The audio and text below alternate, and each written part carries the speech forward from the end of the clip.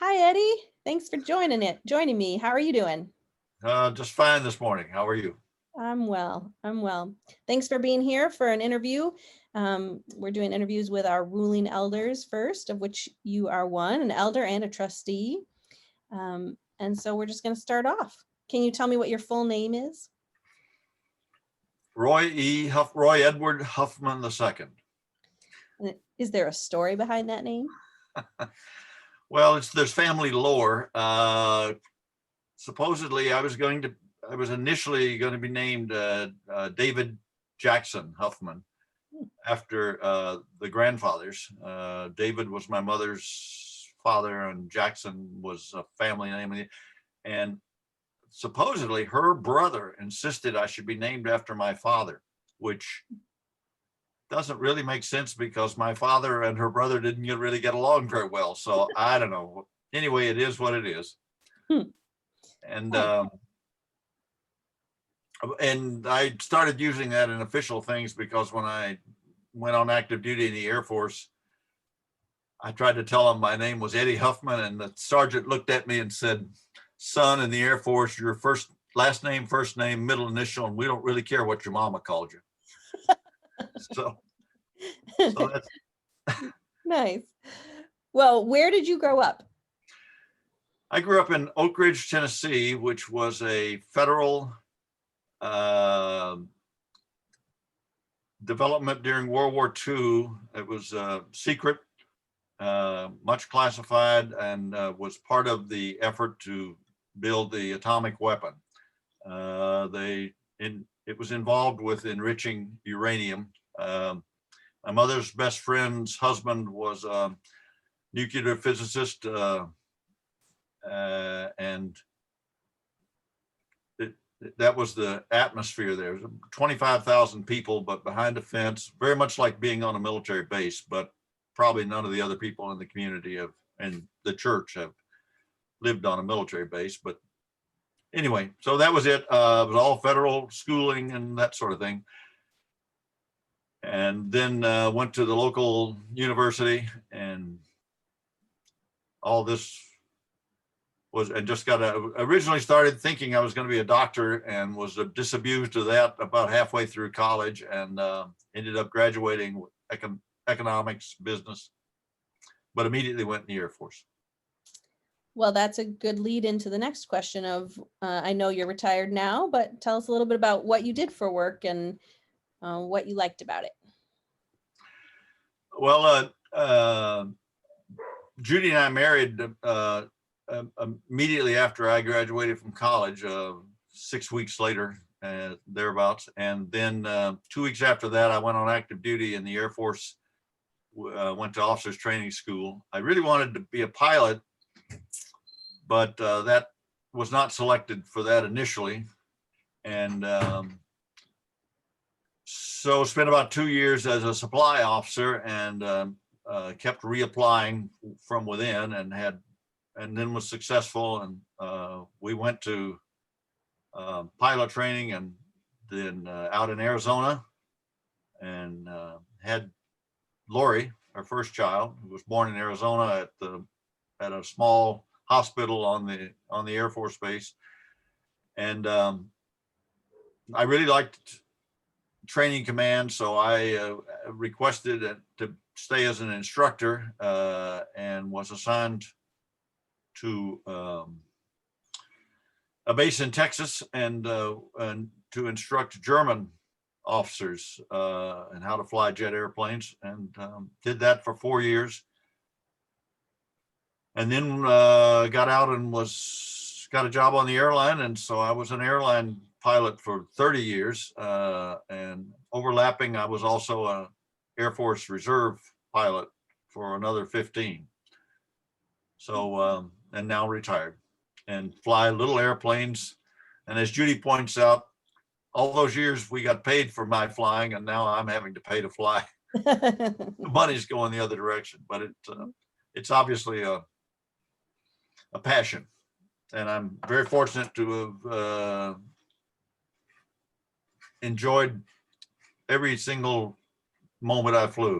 A few times in the middle of bad weather, I would have just as soon been somewhere else. But it was the last day I flew on the airline was one I enjoyed the people and I enjoyed the airplanes. Wonderful. So when did you and Judy join Covenant and why? Judy and I have always been active in church, and unlike many kids, we did not take when we went through something like training, confirmation, or whatever, we didn't stop going to church. When we went to college, we didn't stop going to church. So may have been part of the attraction. And so when we were in the Air Force, we went to the base chapel initially, and then on to joined a local Lutheran church to get Lori baptized. And then when we left the Air Force and moved up to here, we joined a Lutheran church in town that one of Judy's grandfathers had been instrumental in starting that congregation, Gethsemane, down in West Racine. But after a while, we began to have some, our appetites went for other things. And so we built this house, and Mary Lou Short was our next door neighbor. And she was influential in suggesting that we visit her church. So we joined here in 77, I guess, 76, 77, and have been here ever since. And what do you think is the best part about being part of a church community?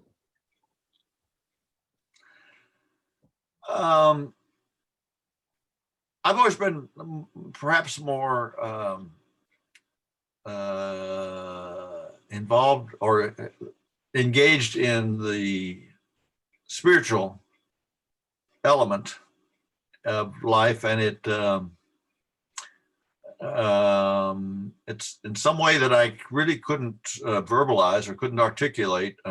It was an appetite of mine all through college. I hung out in various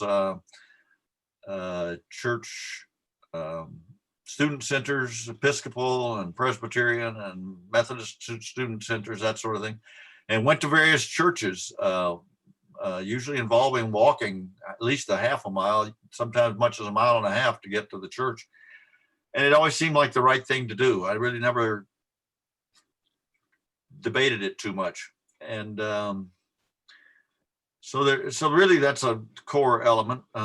Then there's the people in the church are obviously my kind of people, and all churches that I've been part of have been welcoming, some more than others. Covenant is probably I'm the most comfortable at Covenant than any church that I've been part of, and I've been part of a lot of churches. Mm-hmm.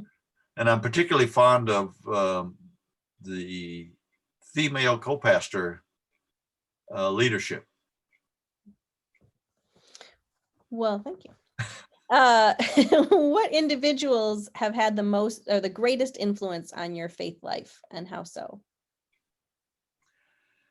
Both my parents, I would say, took their faith.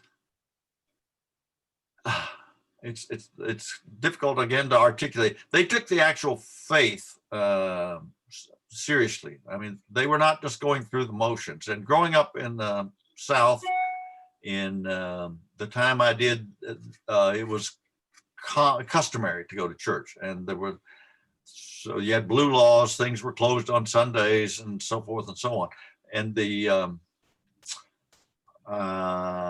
but I'd say both of my parents wrestled somewhat with their faith, and so it seemed natural to me to be concerned with that part of it. Now, don't mistake, I'm not suggesting that I'm well versed in theology or anything of that level, but it was certainly more than the surface and the warm and welcoming people. So maybe I'll stop with that. Very good. I think that'll be all the questions for today, but I really appreciate you taking the time and helping us to get to know you a little bit better and sharing some about your life. Thank you. My pleasure. It's definitely a pleasure and a privilege to be part of this community. Thank you. Thank you.